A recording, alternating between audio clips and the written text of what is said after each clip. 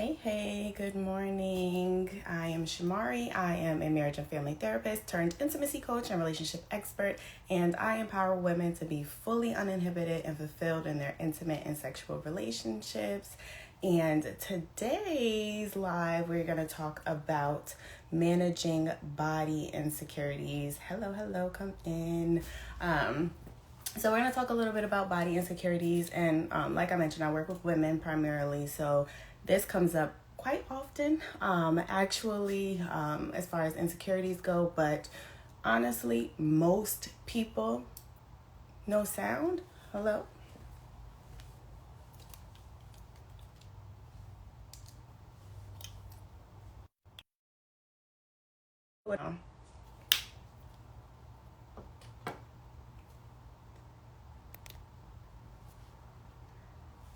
Hello, good morning, come on.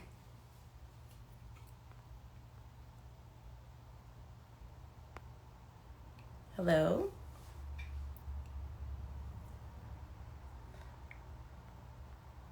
I'm not sure if this is working, but since there was no sound before, let me go ahead and reintroduce myself. Hopefully you guys can hear me now. But I am Shamaree, and I am a marriage and family therapist turned intimacy coach and relationship expert, and I empower women to be fully uninhibited and fulfilled in their intimate and sexual relationships.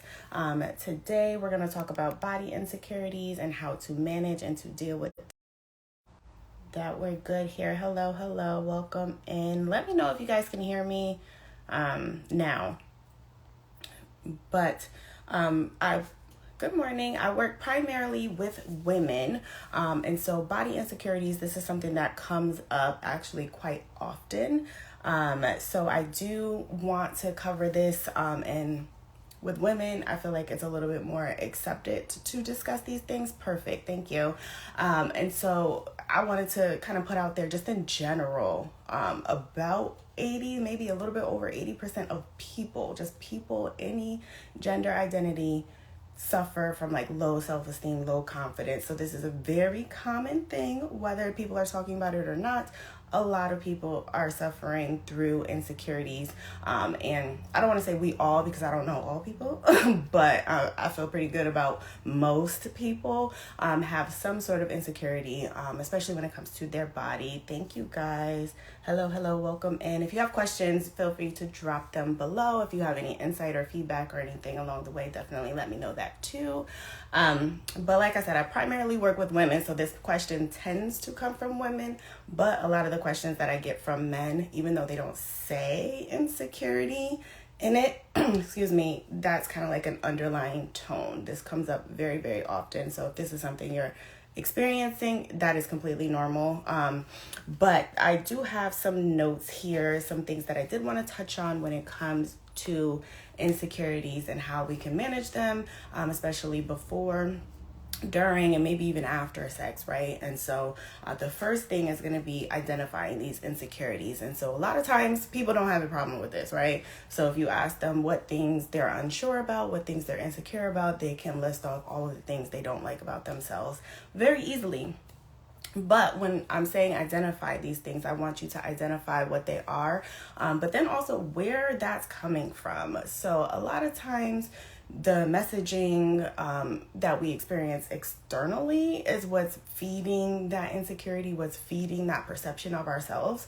And so for me personally, because I'm not going to share other people's business, but for me, when I was younger, a lot of my insecurity with my body came from the fact that I'm a very petite or like a small person. I don't necessarily see myself that way, but like when you place me next to other people, I do look smaller. So, okay, I'm smaller, I'm petite. And so in my mind, a small or petite person was not sexy. Like I wasn't curvy. I didn't have the body, right? I'm not thick in the places that you would, well, not in the way that people tend to envision what sexy is, right? And so for me, that was a bit of an insecurity because I felt like I could not be that. But again, that's an external message because who says that that is the only thing that could be sexy, right? So that was not something that I created at all, but I took it on and I carried it with me. And so a lot of times those messaging things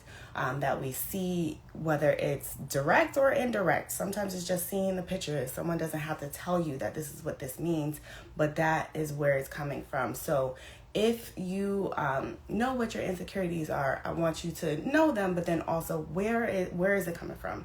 How did this occur in my life? Was it something that someone said to me a long time ago? Was it something that I saw? Was it comparisons that were being made? Where does it come from? Knowing where it comes from helps to kind of fight it, to battle it, and then also to sometimes discredit it, because first of all, for me, again, my personal experience, thinking about what people considered or thought of as sexy, a lot of those people, I don't want them. So why do I give so much weight to what they're saying? Why do I care? And so I began to discredit them because they became less important. And someone said, I truly believe it stems from childhood. So yes, most of the time, these are things that are established very, very early in life.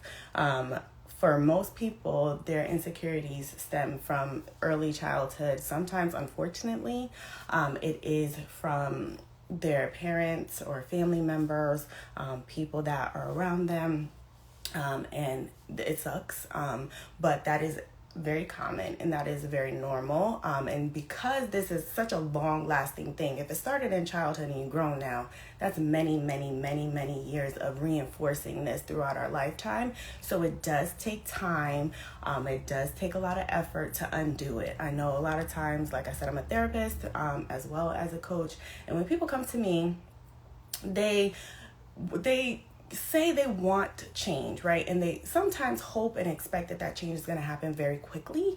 And I have to kind of bring it back to reality. And like, I think that I'm great at what I do. And I think that you're a very capable person. But if you've been experiencing insecurities for 30 years of your life, to think that we're going to undo that in a session or two is very unrealistic. And like, I ain't got that kind of power, and if you had that kind of power, you would have done it already, right? And so I have to bring people back to reality. If it came in your childhood, if it's something that you've been experiencing for years and years and years, it's just not very realistic to think that we're going to undo it so quickly. But if we're able to stay consistent, I compare it to going to the gym. You go to the gym one time, you're probably not going to see the results that you want to see, right? But if you can go for months, if you can go for years even, you can see those changes happening, right? And so I encourage you, if you're working on it, don't give up. It's a difficult process, which is why I encourage you to get help if you need help.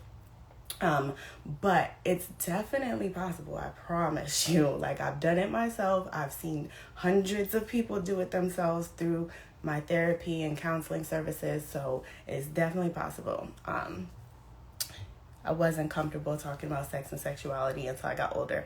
Yes. And I primarily work with women of color. So like, especially in the Black community, the way that we talk about it, if we talk about it, is not very helpful either. So if you're one of the lucky ones that have had those conversations very early on, congratulations, because it's not common. It's very much not common. So if we're not talking about it and we're getting all of these messages from outside of us telling us that we have to be a certain way, that can feel like a lot of pressure, because that's the only message that we get, right? Nobody's telling us that it's okay to be who we are, to look the way that we do. So definitely, number one, identify all of the insecurities, but also where they come from. Where it comes from, while we know what that is, we're able to better actually deal with it from there, right? Oh, yes, I love that. It's easier to say who you are, what you want, and how to please you when you know yourself. Yes, absolutely. You got to get comfortable talking about it. It's not weird unless you make it weird. Like, I never feel awkward unless I make it awkward. So even if we sit in silence, even if we're looking around like I don't feel awkward unless you make it awkward. So if I feel comfortable with it, it's not weird. It's not. So once we identify those things, we can begin to break them down, and then we're able to kind of build up something in its place, right? So that's going to be us building our confidence. And that's going to include several different things. So the first thing that I wanted to put here is to stop comparing yourself. It don't help nobody to compare yourself to other people. You're not them, they're not you. They could never, right? So let's not do that. But the other thing that I like to mention here too is because a lot of people do this, they will compare themselves to a past version of themselves. And yes, to an extent, that can be helpful, because if I know that I was in shape before, if I know that I was able to have all these accomplishments before, that means that I can probably do it again. Like, I've already showed that I can do it. But if we're comparing ourselves so much so that we're ignoring or discrediting where we are currently, that's no longer helpful either. So even if you're comparing yourself to yourself, sometimes that can be detrimental. Sometimes that is not helpful. And then we have to kind of bring it back. We are where we are currently, so comparing to something else is not gonna change what is here right now. Like, it doesn't help in any way. So that's number one. Then number two, as far as building the confidence, is to fix what you can. And so we have to know what's possible versus not, right? But so an example for me would be, so I have like skin concerns. I have eczema, so I get dry skin, and I have like hyperpigmentation as a result of that, right? And so if that's something that truly bothers me, then I have to do what I need to do in order to take care of that, right? Because that is something that I can manage better, right? So I can fix my diet. If there's any like moisturizers or things that I can put on it to make it better, then I need to take the initiative in order to do so, right? If it's something that bothers me and I have the power to fix it, that's within my control. Then I should be doing that. If I need to go see a doctor to help me with that, a dermatologist or something, then I can be doing that, right? So if there are things that you can fix, absolutely fix it. If it's going to help, if it's going to make you feel better, and if it's healthy, right? So we don't want to go into the territory of being unhealthy, being toxic, being abusive to ourselves. But if it's not any of those things, then absolutely do what you can to fix it. If you need to gain or to lose weight, and that's something that you really feel strongly about and you're able to do so, if it's safe and healthy to do so, do what you gotta do. Like, if you need to get a gym membership, if you need to talk to a nutritionist, do the things, right? Find a way to do the things. And with social media, a lot of these things you can get little tidbits for free. I give a lot of free information. There's tons of other people who give a lot of free information. So if you can do something about it, do something about it. Hello for all of the people who are coming in. We are talking about managing body insecurities. We already talked about, first and foremost, if you have them, that is normal. Most people do. But when identifying what those things are, we want to also identify where they come from, because most of the time they are not coming from us. They are coming from other people. They're coming from the media. They're coming from movies, TV, wherever. They're not coming from us. So if they're not coming from us, we want to go ahead and take that power away from whatever those external sources are, so that we can focus on how we feel and what our true perceptions are. And from there, we're going to build the confidence. So the first part of building the confidence is stop comparing. It don't help nobody. It doesn't help you. It doesn't help anyone else to compare. It doesn't change the current circumstance. It just typically sets you up for disappointment, or feelings of sadness, feelings of helplessness. So we want to avoid that, right? The next part is going to be fix what you can. If you can fix it, fix it. If you can talk to a doctor, a nutritionist, if you can join a gym, if you can work on your skincare routine, if you can start doing your hair, getting dressed, whatever it is that's going to make you feel better about your current body and the state that it is, make sure we're doing that. Fix it if you can. But then the other part is acceptance, or body neutrality. So ultimately, I would love if everyone could love their body for how it is, what it looks like, what it does. But I also live in reality, and I know that that's not necessarily even the goal for most people. And sometimes it's not necessarily possible, at least in the short term. Like if you have hated your body, like I said, for 30 plus years, to think that you're going to love it today, not realistic, right? So I get it, I understand, but we can still reach acceptance or body neutrality without having to love it, right? And so that is just going to include like, this is my body, this is what it looks like, this is how it feels, and that's okay. I don't have to love it, but we also don't want to hate it, and that can be the goal. Like, I really don't have strong feelings towards it at all, and that's okay. Like, we can take that, and ways that we can work on this acceptance, this body neutrality, or even this like body love, this body confidence, right, is mirror work. So this is one thing that you'll hear anyone who talks about confidence, body image, body positivity, they're going to tell you to do mirror work. And it sounds crazy. It sounds like, why do I want to do this? But it works. So we should probably do it, right? And so this includes looking at yourself in the mirror, and you want to get as close to naked as possible. If you are not super comfortable in the beginning, it is okay to not be fully naked. But we want to work up to that. Like, that is the goal. That's the point. Most of us take off most, if not all, of our clothing when we have sex. So we want to be able to get to that point where we're comfortable being in that state, right? So close to naked as possible. From there, we're going to look at our body. We're going to normalize what it looks like, right? So a lot of times when we feel insecure about a certain thing, we try to hide it. We try to put it away. We cover it up. We stuff it here.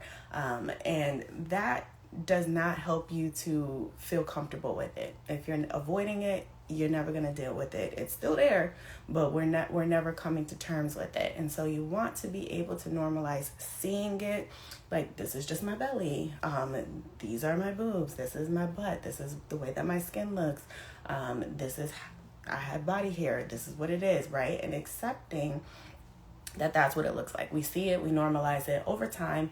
We might not love it. Like I said, it's fine, but we come to accept, like, this is just what it is. And like, it's okay. The more that we see something commonly, the more normal it becomes. It's no longer weird. It's no longer scary. It's just what it is. And so that is the idea behind it. And with mirror work, you want to be like, say affirmations, hype yourself up, make yourself feel good. So identify all the things that you love about yourself or the things that you're able to do. And then fight those negative thoughts, because they will come. If that's kind of your default, if you have had negative thoughts about your body, it's very normal to continue to have those thoughts. But now is when we have to combat them. Just like we combated those external resources before, we have to combat the thoughts that we now have in our heads, and that we're repeating. We have to transform them. So as they come up, we're going to refute them, we're going to challenge them, change them. And if you need to do this, ideally out loud, if you have people around you, you might feel a little crazy, but it makes a difference. Sometimes I talk to myself out loud because it helps me with the focus and to really listen and to take in what I'm saying instead of letting it just float around in my head. It's more impactful. So you're going to look at yourself in the mirror. You can also touch yourself and position yourself. And this is going to be really helpful when it comes to sex, because you're going to be able to see what your partner or partners would see. So put yourself in the different positions that you think or that you like to be in during sex, and that is going to show you what your partner is able to see. And you might find that it looks better than you think that it does. You probably think that it looks crazy or that you look foolish, but it might look really nice. It might look really sexual, sensual, and you're not even seeing it with those eyes because you don't typically see yourself from that direction, that angle. So put yourself in the positions. Touch yourself and see how your body responds to it, the different things that your body is able to do. And that helps as well, because you're going to use this knowledge when you're in your sexual experiences. So definitely make sure you're taking notes. You don't necessarily have to write them down, although you can.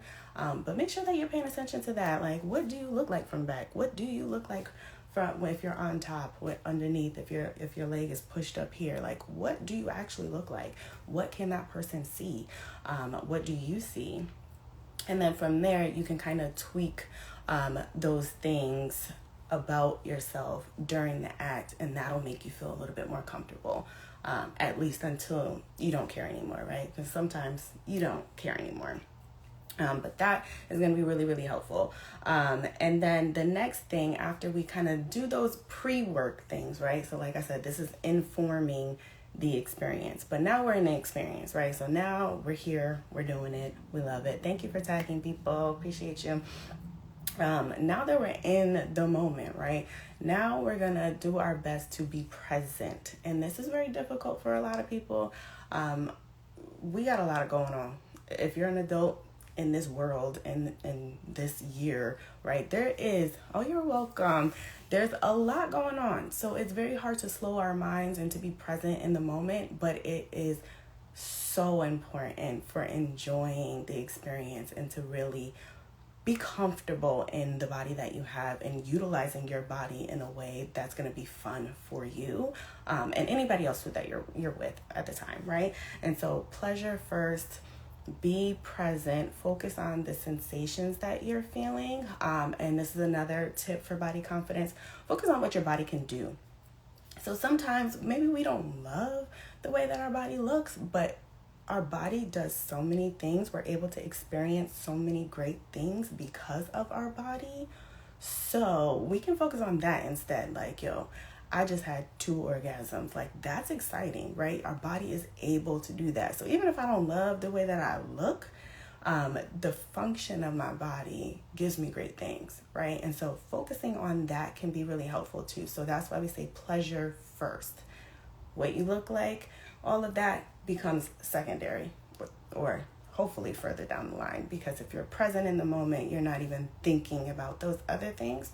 And the ways that you can become more present in the moment is by practicing like things like mindfulness. And I know people, they think mindfulness and like meditation and like I can't do it because I can't shut my mind down. You can. It takes a lot of work and energy, but it's possible, and you don't have to do it for a long period of time. Sometimes just doing it for 30 seconds to a minute can bring you back to the moment in a way that you'd be surprised. And so you can focus on hearing your breathing. If you can hear yourself breathing, that pushes your other thoughts out of your mind. So you don't even have to think about trying to stop thinking, right? Because that's still you thinking. Instead, just focus on hearing your breath. And that's one way to come back to the present moment. Another way I like to do is the 5, 4, 3, 2, 1. And so this is a mindfulness technique. They put it in a lot of movies and stuff recently, so you probably have heard of it. But it's like you look around, you name 5 things you can see. So you use like your senses. This can be used in the moment. Like I like to say this because it can be really sexy. It can be really a great experience because your partner can participate and you can use their body. You can use their smell, their taste as your descriptors, right? So you just run through your senses, and that's a way that will bring you back to the moment. And so mindfulness is very, very, very helpful when it comes to this. And then like I mentioned before, if you've done your mirror work, if you figured out your angles and all of that, you should know how you can most flatter yourself. So as we're fixing things that we can, we're learning to accept our body. There may be things that we still feel a little bit more shy about, but there's ways that you can lean and angle yourself that can really help. So a lot of women do have issues when it comes to their belly, for example. So I think we all kind of know if you're on your back, your stomach is the flattest, right? And so that's one angle that people tend to be a little bit more comfortable with.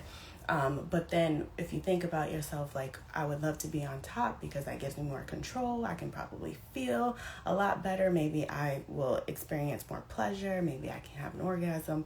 If you're scared to do it, even though you know that could be helpful, if you lean back, that kind of gives you the same thing. Like when we sit down, most of us, if not all of us, we got rolls. It happens, right? But if we lean ourselves back just a little bit, it helps to smooth some of that out.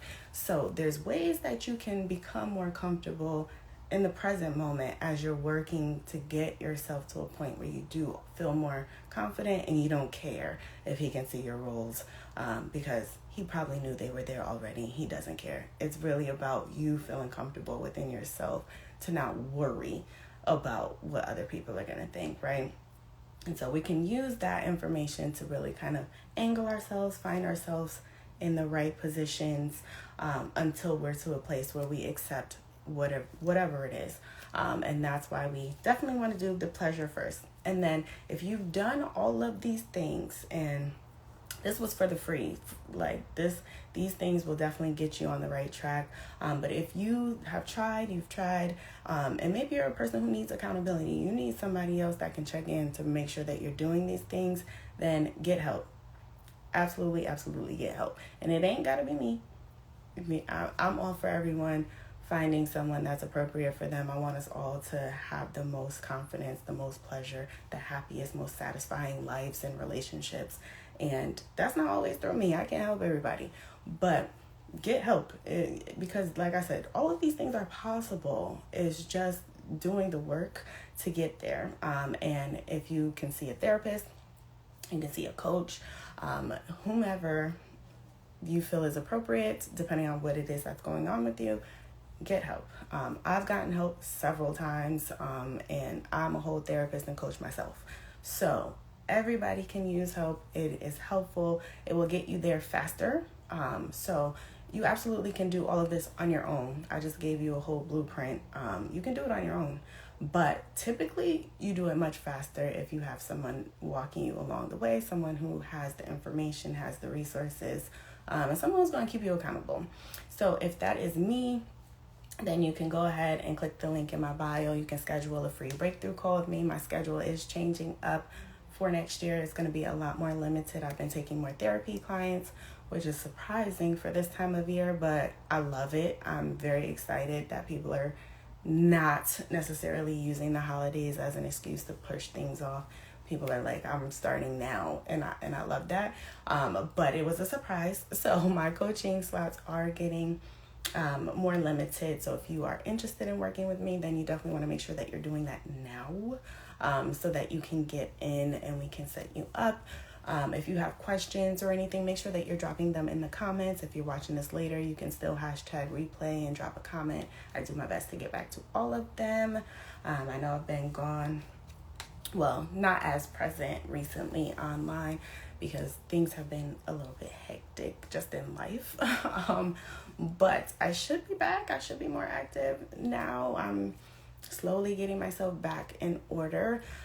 So definitely reach out. If you want more information about confidence specifically, you can DM me the word confidence. I do have some resources that I can send to you. So definitely do that. Share this with other people. Because like I said, over 80% of people have like issues with their confidence and their esteem, and especially around like body image stuff. So definitely share this. It is normal, but it doesn't have to be the case. Like we can become more confident. We can feel better about ourselves. And a lot of that work you don't need a partner to do.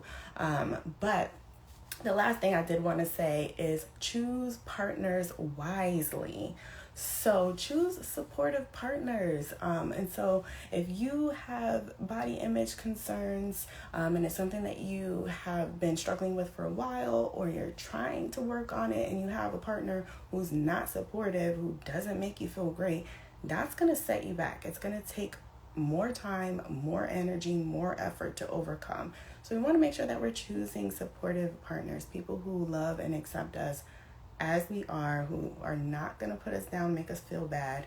And especially when we're like struggling through, especially in our sexual experiences, not going to make us feel like trash, because maybe we don't feel comfortable in a certain position or something like that. So definitely that's another major key, something that a lot of people don't really realize, is having a huge impact on their ability to progress in building their confidence. So before we go, I'm going to wrap it up real quick and overview the whole thing. Hello for everyone just joining. We are wrapping up, and I'm going to run down what we covered today, and I'm going to post this so you can catch the replay. So first and foremost, identify the insecurities. Identify them and where they come from. Who is it coming from? Where is it coming from? And why is this a thing? Because most of the time it's not a thing because you wanted it to be a thing. It's a thing because other people made it a thing for you. And then from there, that's when you can learn to build your confidence. So we can break down some of those other voices that we hear, all of those messages. We can break them down, we can reduce them, and build up our own confidence. And throughout that process, what we're going to do is stop comparing ourselves to anyone or anything, including past versions of ourselves. In high school, I was this, I was that. When I was in college, like, I looked like this. It doesn't help. It doesn't matter. Now we're in a different place. Hopefully we've grown. We've become a better person, ideally. So our body has also evolved. So it doesn't help to compare. Let's stop comparing. And then we're going to fix the things that we can. So if there are things that we can tweak, if you don't like your teeth, I got Invisalign. Like, we can do things to improve how we feel about ourselves. And we're also going to work on our acceptance. So if we don't love ourselves, our body, I get it. We're not all going to jump from dislike to love. But ideally, I hope you get there. In the meantime, we can reach acceptance, body neutrality. We do that through our mirror work, looking at ourselves in the mirror as naked as possible. Look at yourself in different positions, touch yourself, get yourself wrapped up like a pretzel, whatever you need to do so that you can see what that looks like, what your body feels like, what it looks like, how it responds when those things are happening. This way you know what your partner will be seeing. You'll know also what you feel most comfortable with them seeing. And hopefully over time you get more and more comfortable to just let your body do what feels good, not what looks good. But that is what we're going to do with the mirror work. Also, we're going to give ourselves affirmations. So you can write them. You can use music. Music is huge for me as far as affirmations. I take affirmations from music all the time. So definitely build yourself up so that we can start to see ourselves in a new light. Then once we're actually into our sexual experiences, we're going to want to put pleasure first. Be present in the moment. If we are thinking about if they can see my double chin underneath me, then I'm not really tapped into the pleasure that I could be feeling, right? If I'm worrying about if they can see my cellulite and what they think about it, then I'm probably not tapped into the pleasure. And so we want to be present in the moment. And like I said, we can focus on listening to our breathing. We can try the mindfulness exercises. That's going to force all of those other thoughts to the background. And then we can tap into the pleasure, like, does this feel good? What can I do to make it feel good, right? And we can really tap into that and focus on that.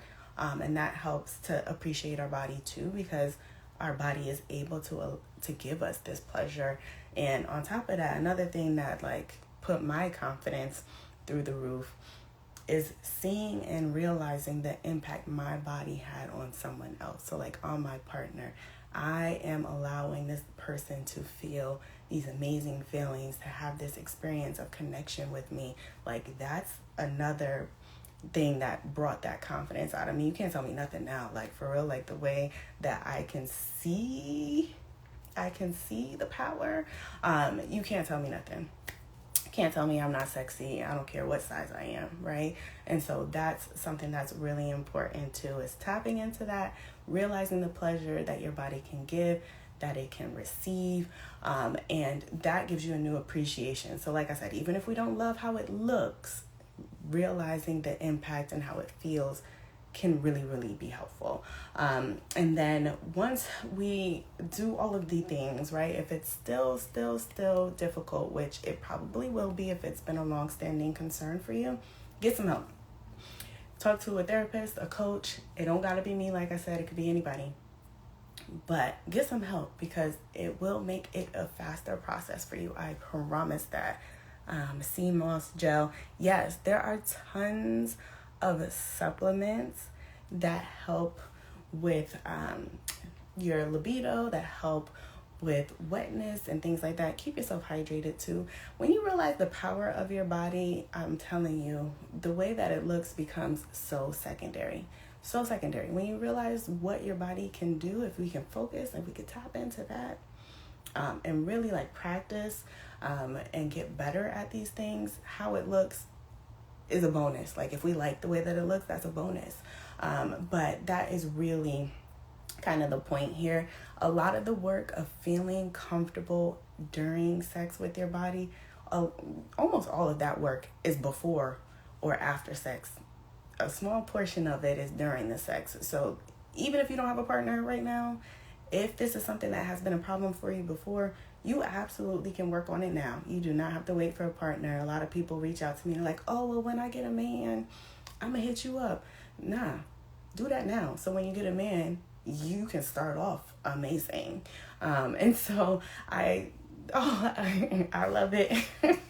I appreciate you guys for showing up today. Like I said, if you have questions, drop them down below.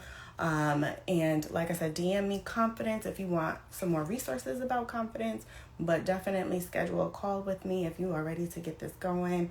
Like I said, if you start now, you can start the new year. I know people have New Year's resolutions, probably around body. Like, I'm going to get my dream body. I'm going to start getting myself together. Start now. By the time the new year comes around, you'll already have created a new habit. So I hope you enjoyed the rest of your day. I'm going to post this live. So you guys can check that out or share it. Like I said, share the wealth. Let other people know. But I will talk to you guys later.